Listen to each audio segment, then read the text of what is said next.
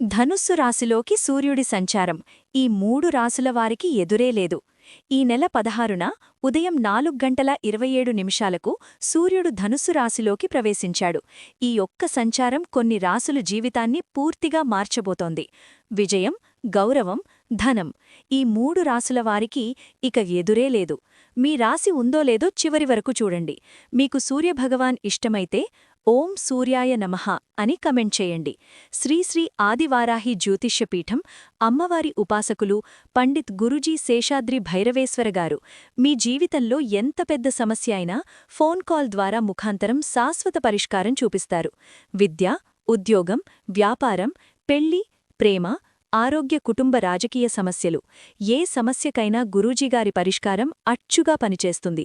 ప్రత్యేక స్త్రీ-పురుష వశీకరణం 100%.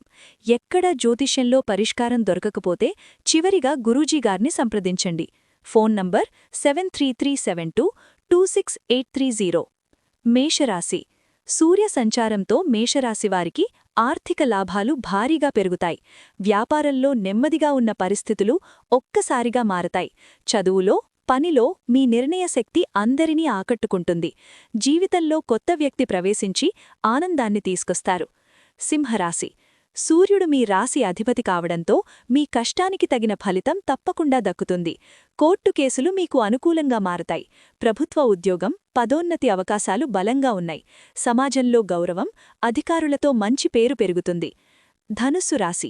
ఈ సమయం మీకు గోల్డెన్ పీరియడ్.